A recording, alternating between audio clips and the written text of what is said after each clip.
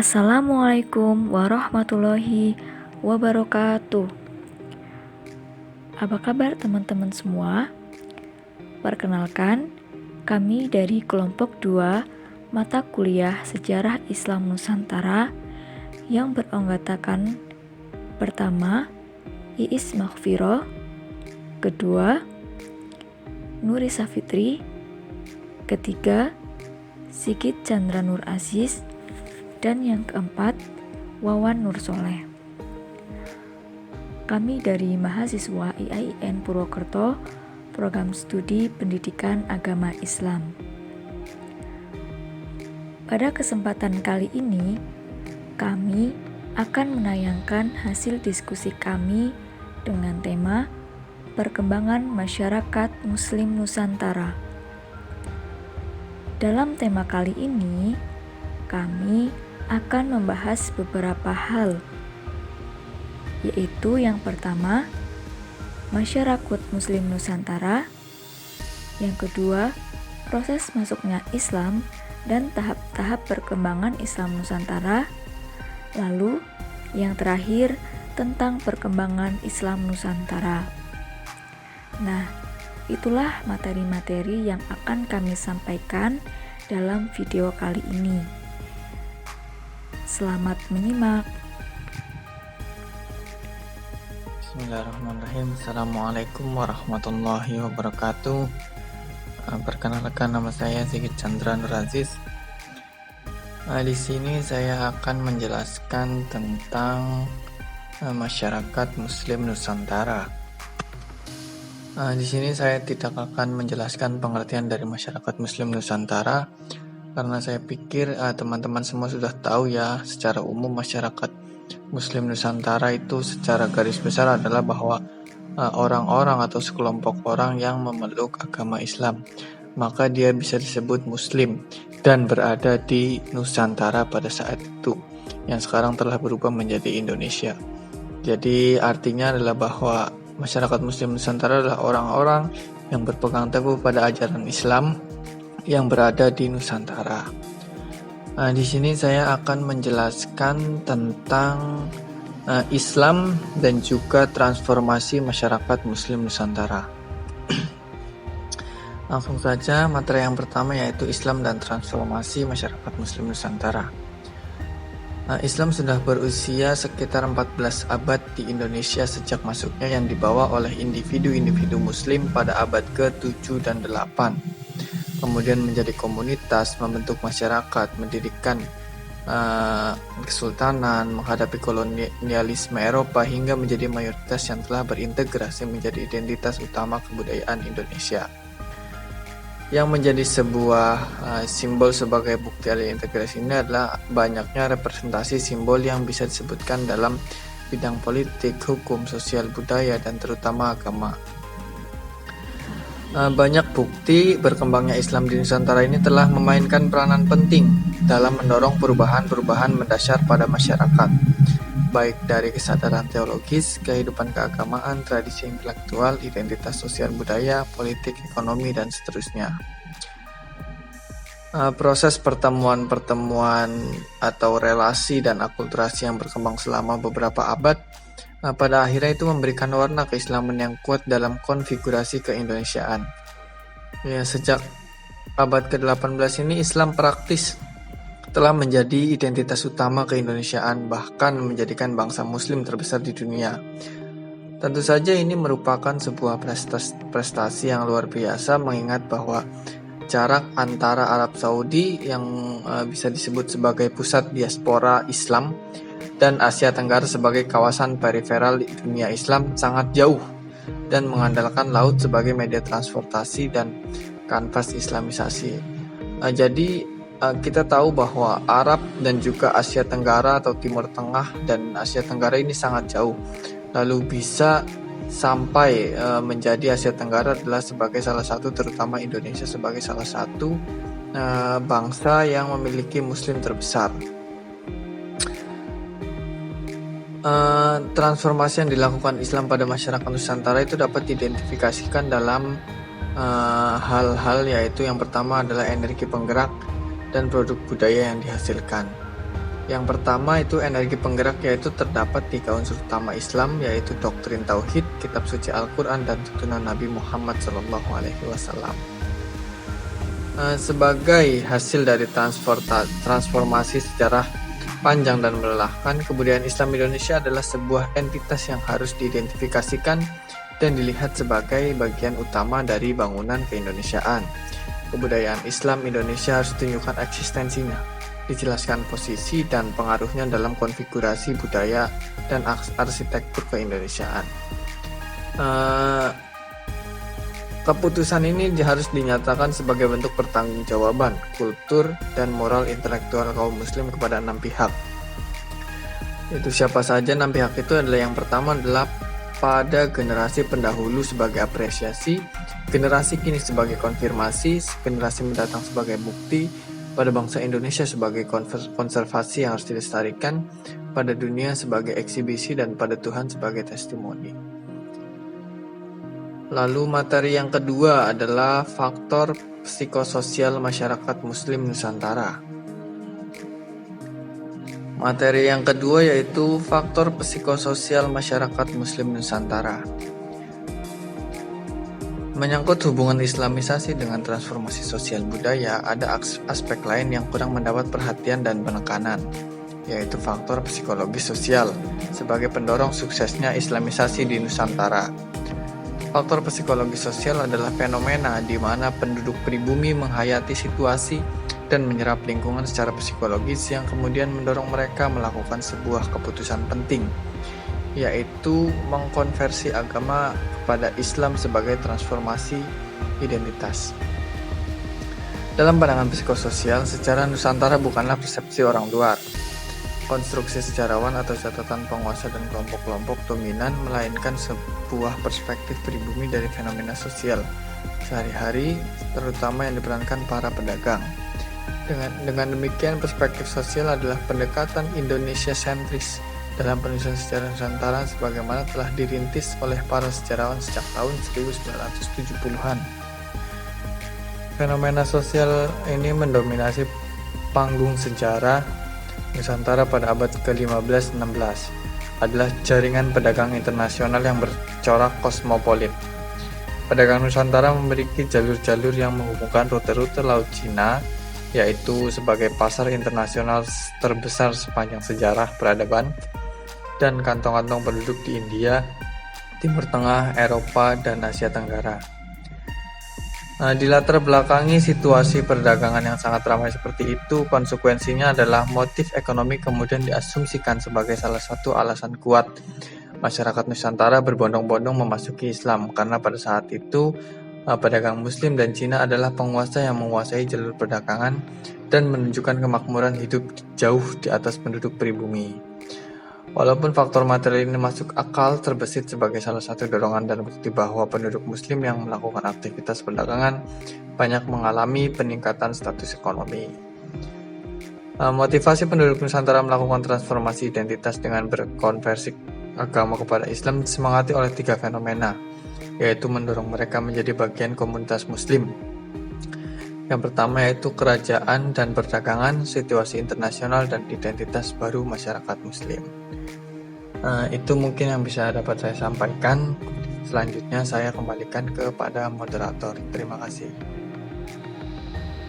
Materi yang kedua yaitu mengenai proses masuknya Islam dan tahap-tahap perkembangan Islam Nusantara. Yang pertama tentang proses masuknya Islam. Jadi, masuknya Islam di wilayah Nusantara ini tidak lepas dari kegiatan perdagangan, karena Kepulauan Nusantara yang terkenal dengan berbagai hasil buminya yang menarik. Nah, melalui hubungan perdagangan ini, kemudian para pedagang dari berbagai bangsa seperti Arab, Persia, Gujarat yang telah memeluk agama Islam, kemudian memperkenalkan agama dan budaya Islam kepada penduduk Nusantara.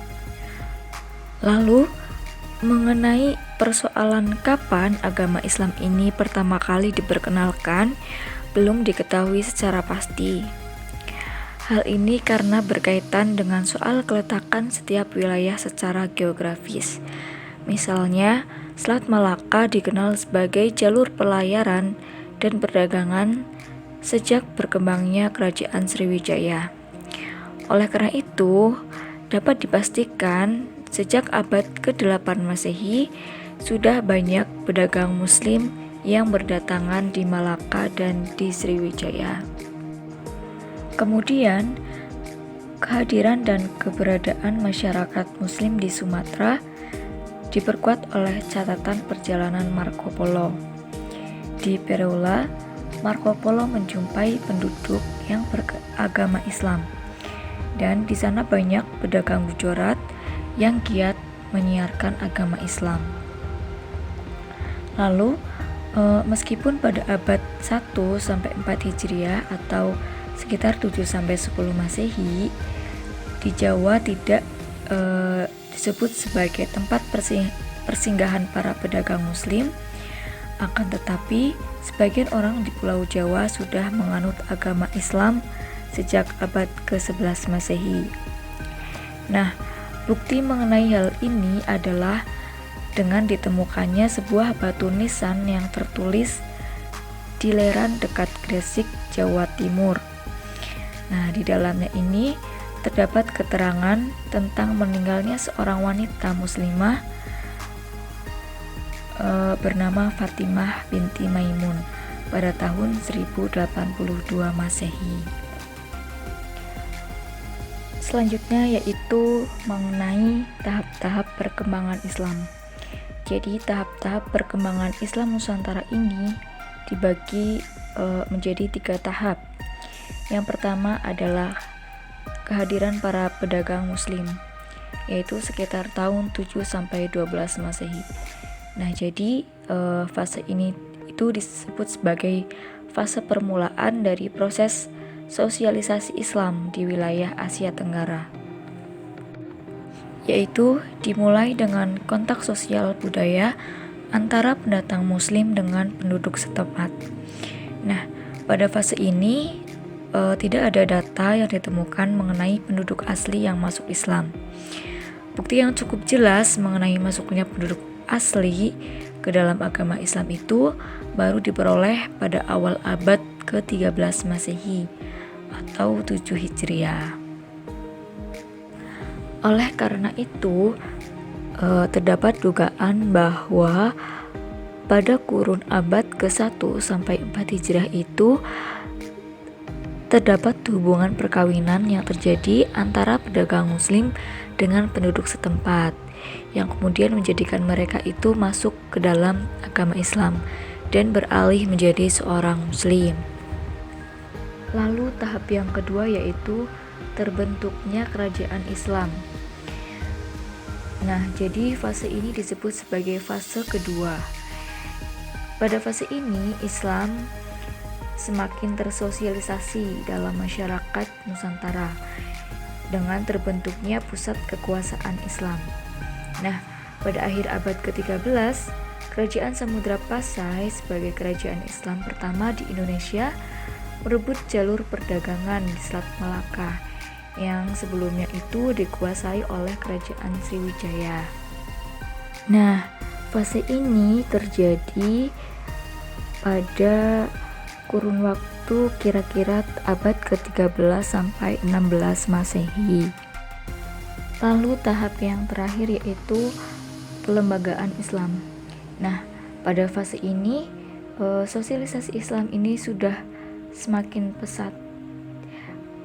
Sosialisasi Islam ini sudah masuk ke pusat-pusat kekuasaan sampai hampir ke seluruh wilayah Nusantara. Nah, tentunya hal ini itu tidak lepas dari peran para penyebar dan pengajar Islam. Jadi, pengaruh Islamisasi yang pada awalnya hanya berpusat di satu tempat, kemudian telah jauh meluas ke wilayah-wilayah lain di Asia Tenggara. Selanjutnya, materi yang terakhir yaitu mengenai perkembangan Islam di Nusantara. Nah, di sini saya akan menyampaikan mengenai perkembangan wilayah pengaruh Islam di Nusantara. Nah, jadi Islam ini kan menyebar ke wilayah Nusantara melalui jalan perdagangan laut, dan kemudian komunitas-komunitas Muslim mulai berkembang di kota-kota pelabuhan. Nah, kaitannya dengan wilayah pengaruh Islam, proses perkembangan wilayah pengaruh Islam Nusantara dilakukan melalui berbagai jalur. Yang pertama yaitu jalur perdagangan. Nah, pada mulanya para pedagang ini hanya menyebarkan Islam kepada masyarakat pelabuhan. Lalu karena adanya transaksi antara masyarakat pedalaman dengan masyarakat pesisir yang berlangsung secara terus-menerus, maka lama-kelamaan dakwah Islam pun dapat sampai hingga ke wilayah masyarakat pedalaman. Lalu yang kedua yaitu melalui jalur dakwah. Nah, sesuai dengan ajaran agama Islam, setiap muslim adalah dai. Jadi para mubaligh, guru agama Islam di sini itu mempunyai tugas khusus untuk menyiarkan agama Islam. Nah, dengan keberadaan mereka secara khusus, maka telah mempercepat proses berkembangnya wilayah pengaruh Islam. Antara lain yaitu melalui strategi mendirikan pesantren Islam. Nah, daerah yang tergolong agak terlambat menerima perkembangan Islam adalah Sulawesi, kecuali beberapa tempat seperti Buton dan Selayar. Berdasarkan tradisi setempat, telah menerima pengaruh Islam dari Ternate pada pertengahan abad ke-16. Lalu yang ketiga yaitu melalui jalur perkawinan. Nah, semakin berkembangnya perdagangan, maka semakin banyak pula pedagang Islam dari Persia, Arab, Gujarat yang datang dan menetap di berbagai wilayah Nusantara. Kemudian banyak di antara mereka yang menikah dengan masyarakat setempat dan akhirnya berpengaruh dan juga mendukung pada proses dakwah Islam terhadap masyarakat. Lalu yang terakhir ini adalah melalui jalur kesenian. Jadi di sini para mubaligh memanfaatkan kesenian sebagai sarana syiar. Misalnya di Jawa itu menggunakan gamelan, wayang kulit, dan lainnya. Nah, melalui jalur tersebut, proses perluasan wilayah Muslim di Nusantara juga mengalami perkembangan yang sangat pesat, hingga Islam dijadikan sebagai mayoritas panutan bagi masyarakat di wilayah budaya Nusantara. Perkembangan Islam di Indonesia. Yang pertama ada perkembangan menurut wilayahnya. Menurut Profesor Haidar bahwa masuknya Islam ke berbagai daerah di Indonesia tidak dalam waktu yang bersamaan. Namun, para sejarawan sepakat bahwa Sumatera adalah daerah pertama yang didatangi oleh Islam. Baru setelah itu lanjut ke Tanah Jawa. Untuk menguatkan pembahasan tersebut bahwa Islam masuk dan berkembangnya itu sampai ke daerah Nusantara, yaitu mulai dari daerah Sumatera, Aceh, dan Pasai. Kemudian Islam berkembang ke daerah Jawa, yaitu Jepara, Tuban, dan Gresik. Setelah itu berlanjut ke daerah Ternate dan Tidore, yaitu pada tahun 1460. Dan setelah itu Islam masuk ke daerah Demak dan berkembang pesat dengan berdirinya kerajaan Demak. Kemudian Islam sampai ke daerah Banten dan Cirebon. Sedangkan daerah Kalimantan, Buton, dan Banjarmasin, perkembangan Islam di daerah tersebut itu ditandai dengan berdirinya kerajaan Banjar. Pada tahun yang sama, dengan berakhirnya kerajaan Islam Banjar, berdiri pula kerajaan Islam Mataram. Selanjutnya, perkembangan mengenai kekuatan politik Islam. Jadi, proses Islamisasi yang dilakukan para dai melahirkan komunitas Muslim di berbagai daerah yang mendorong berdirinya kerajaan Islam. Menurut Profesor Haidar, perkembangan Islam di Indonesia tidak dapat dipisahkan dari perkembangan politik. Kerajaan Islam sebagai kekuatan politik dan semangat dakwah para mubaligh sangat mempengaruhi proses Islamisasi di Indonesia. Kerajaan Islam pertama di Nusantara adalah Perlak yang berdiri pada 1 Muharram 225 Hijriah. Secara sosiopolitik, puncak pengaruh Islam paling mudah dibuktikan dengan tumbuhnya kerajaan Islam di berbagai wilayah Indonesia. Sebagian merupakan transformasi dari kerajaan sebelum datangnya Islam ke Indonesia, dan sebagian yang lain berdiri sebagai kerajaan Islam. Terlepas dari polemik tanpa akhir oleh para ahli sejarah tentang jalur masuknya Islam ke Indonesia, tidak mengubah satu hal bahwa Islam mengalami perkembangan yang sangat signifikan dan menjadi agama mayoritas penduduk Indonesia.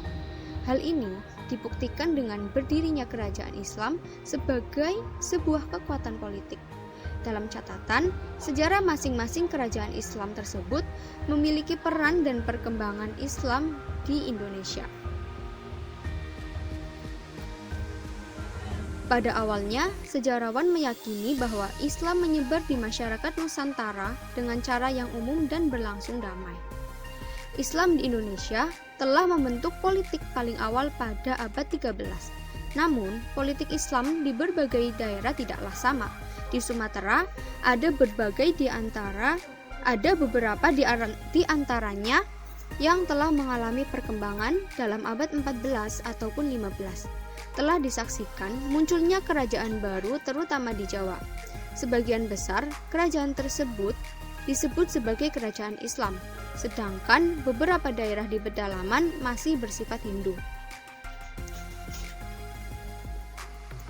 Pada periode tersebut sudah berjalan selama 1 abad lebih di wilayah sekitar Malaka dan perkiraan setengah abad di Jawa. Kerajaan Islam berdiri setelah kerajaan lama yang bercorak Buddha dan Hindu mengalami kemunduran. Wilayah kerajaan tersebut pada umumnya terbatas seperti Samudra Pasai, Aceh, Malaka, Demak, dan beberapa kerajaan lain. Dengan proses memperjuangkan kekuasaan seperti perebutan kekuasaan dengan terlibatnya Portugis. Kota Samudra tak lama kemudian dikenal sebagai Pasai dan tumbuh menjadi sebuah negara muslim yang kuat dan mulai diterima oleh penduduk setempat.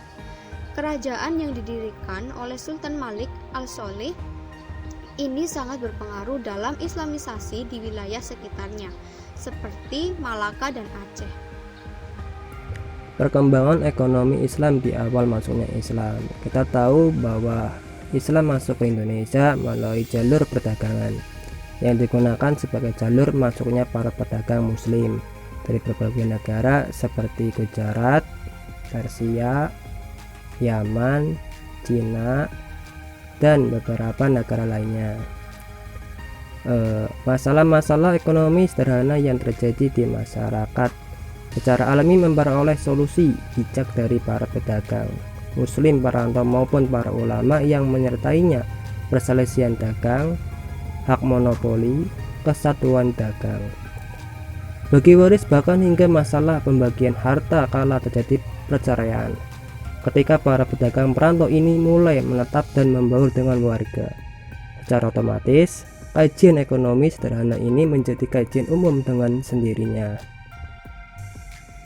Ekonomi Islam dan kerajaan Islam. Islam yang menggunakan cara yang santun mulai bergerak masuk dari sekitar tepian pantai, masuk ke kota raja, dan mulai mengambil hati para ningrat penguasa saat Islam mulai mendapat pengakuan dari penguasa setempat. Mulailah lahir beberapa kerajaan atau kesultanan yang bernafaskan Islam. Dalam menyelesaikan permasalahan penggalangan upeti atau pajak, menyangkut hal-hal penyelenggaraan ekonomi negara, tentu saja memerlukan penasihat kebijakan. Biasanya penasihat kebijakan diambil oleh para ulama atau seseorang yang dianggap wali. Tentu saja mereka akan memberikan bentuk nasihat yang mengarah pada ajaran Islam. Ekonomi Islam dan kolonialisme. Peran ulama dan tokoh keagamaan dalam menjelaskan hak-hak kepemilikan, fungsi pajak, dan pengertian atas kontrol ekonomi yang dilakukan imperialis membuka semangat baru bagi masyarakat dan penguasa lokal untuk melakukan perlawanan. Jadi perlawanan terhadap kaum penjajah di Indonesia bukan semata-mata karena kafir atau tidaknya penjajah itu terjadi, tetapi ada di sisi lain yang benar-benar dirasakan penting dan esensial, yaitu turunnya kelas ekonomi dan derajat ekonomi masyarakat menjadi tingkat terbawah. Peran pedagang dari Arab yang kebetulan menjadi kelas kedua bersama kaum Cina dan India menjadi jembatan dalam mengangkat taraf penghidupan pedagang lokal. Ekonomi Islam dan pergerakan nasional. Pada sekitar tahun 1911 telah berdiri organisasi Syariat Dagang Islam yang beranggotakan tokoh-tokoh atau intelektual muslim saat itu. Serta ekonomi Islam ini sesuai dengan pedoman seluruh umat Islam di dunia, yaitu Al-Quran, yang mengatakan bahwa jika kamu akan bermuamalah, hendaklah kamu menuliskannya dengan benar, dan hendaklah orang yang berhutang itu mengimplakannya apa yang akan dituliskan itu, dan janganlah orang itu mengurangi sedikit pun dari utangnya. Jika seorang yang mengutang itu lemah akalnya atau lemah keadaannya atau tidak mampu mengimplakannya, maka hendaklah walinya yang mengimplakannya dengan jujur. Ingat konsep kedermawanan Islam yang diajarkan Tijo Aminoto bukanlah sebuah empati dalam wujud sosial sempit saja. Pertama, beliau menekankan bahwa sedekah akan menjadi sesuatu yang bernilai lebih jika diniatkan untuk keteguhan beribadah kepada Allah Subhanahu wa Ta'ala. Jelas bahwa agama selain sebagai kontrol perilaku masyarakat juga menjadi motivasi positif bagi tindakan-tindakan yang bermanfaat bagi umat. Kedua, zakat sebagai dasar distribusi pemerataan kekayaan untuk seluruh masyarakat. 3. Kemiskinan dunia bukanlah kehinaan, tapi kejahatan dunia yang hina. Dan gagasan ini tentu saja dapat kita tafsirkan bahwa kemiskinan butuh pemahaman tersendiri untuk kemudian dicari solusinya bersama, bukan untuk dicemooh, dimusuhi, atau bahkan dikelompokkan sendiri dalam tata sosial.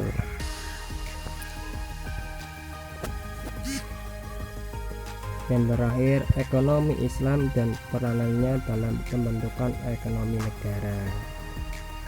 Untuk membentuk sistem ekonomi dan tata aturan penyelenggaraan perekonomian negara,